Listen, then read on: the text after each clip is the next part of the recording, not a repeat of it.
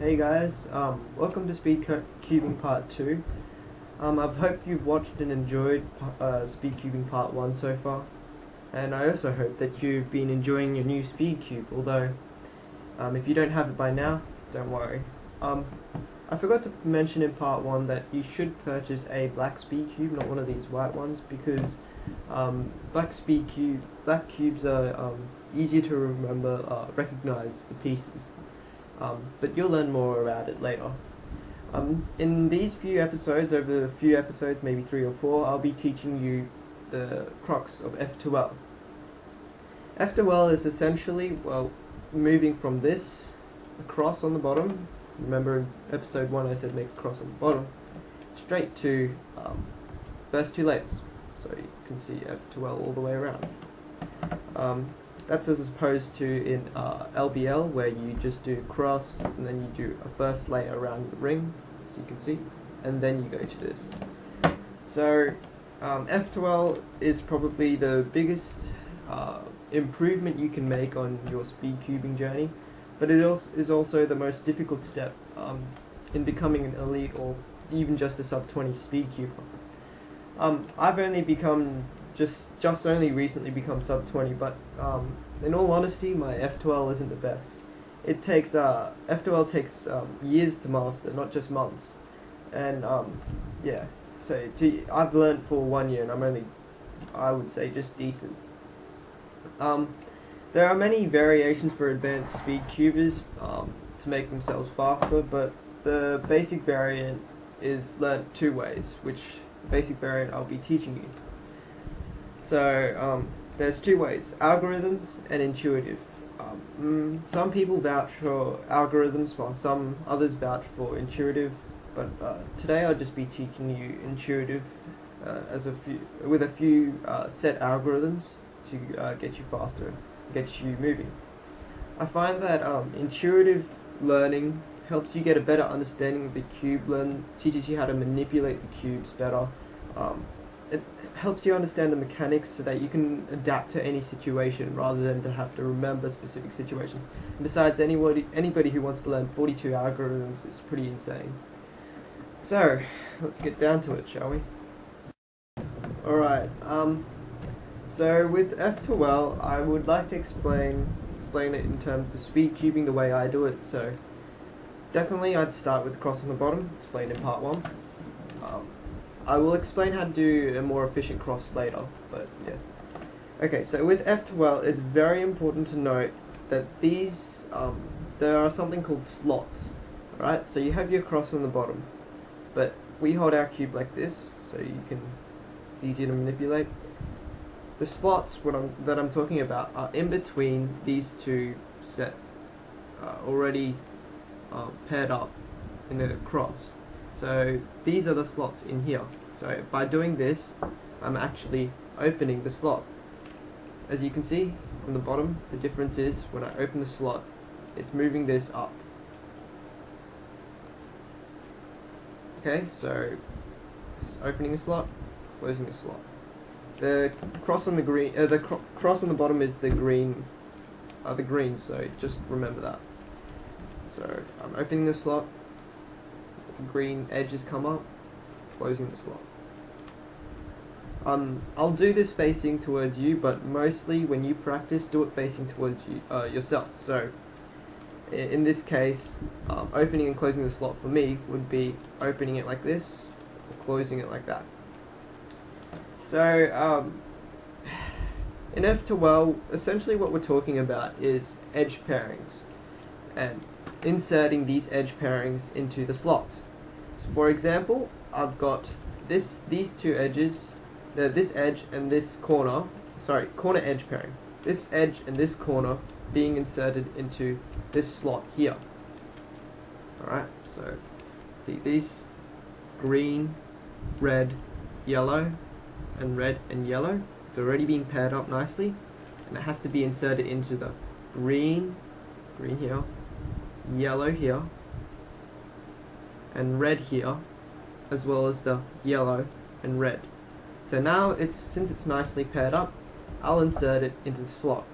So I'll open the slot, green facing out, cross on the bottom, sorry, inserting the pair into the slot, basically lining up the greens, nice and easy, and then closing the slot. So if I did that one more time, edge pairing is here, you've got your green there, you have to insert it into here, yellow and red. I'm going to insert it by opening the slot, inserting the pair, and closing the slot. Quite simple actually. So I'll do that facing myself and then I'll move on. Very fast. Okay, so we actually call these movements triggers. Opening the slot, inserting the pair, and closing the slot. It's called a trigger because it's commonly used and it's the base for almost every other algorithm that you can possibly conceive in F12.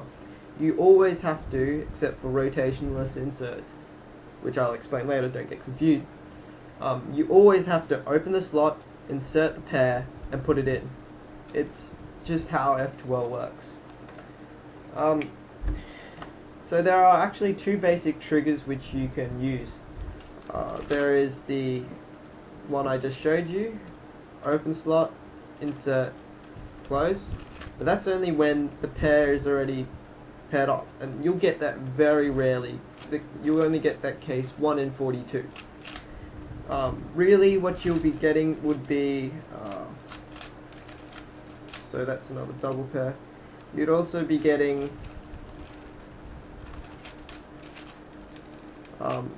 a trigger like this, right, in which you have your orange and yellow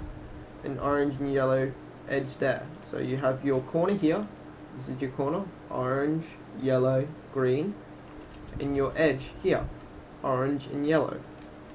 Now I want to insert those two pieces where? Right in here, yellow, orange, and the green down here, right? And the edge is going to go in here. Simple. Alright, so what I'm going to do, because it's not exactly right, I'm going to do a simple trigger so that the where I'm going to insert it is going to be in here. Sorry, I made a bit of a mistake here. Yep, so it's very simple. It's going to be R, U prime, R prime. I'll give you these algorithms just in the description or something. So the idea was to pair it up over the top, over back here, and insert it in. Close the slot. Nice and easy. If you don't get this, just watch over the video a few times and I will try and explain it as best as I can. So this is the situation. This is the these two triggers. So having it with it paired up already and inserting it just straight in, or having to insert it with going over the top, pairing it and then inserting it. These are the two most basic triggers you can understand in F12. They are essential because every pair that you get, you will try and mold into these two situations. By mold, I mean by using the top layer, the U layer, to manipulate these pairs. For example, I've got this the orange and yellow pair, this one, this piece here, and this piece here. I've got them in a strange position, but if I put it with using the algo I just taught, it's going to be really weird. Look, it's going to have the orange and it's all messed up. Not correct. The correct way of doing it is manipulating it so that it's in the situation of before.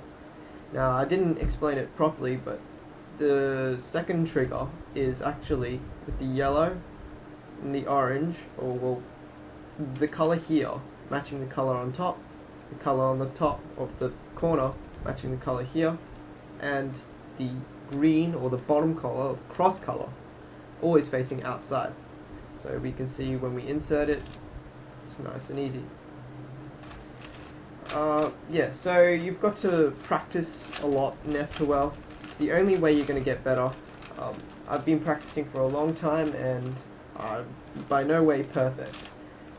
So as I said, try and work around the cube. I can't exactly teach you intuitive, you have to figure it out by yourself. But try to avoid R2 moves or L2 moves, because that would make your nicely already done cross pair or cross edge being messed up and put on the top layer. Instead, just use R or R prime and move the top layer around. Look out for your pairs. You've got nice ones here and there, and basically that's all I can teach you for now.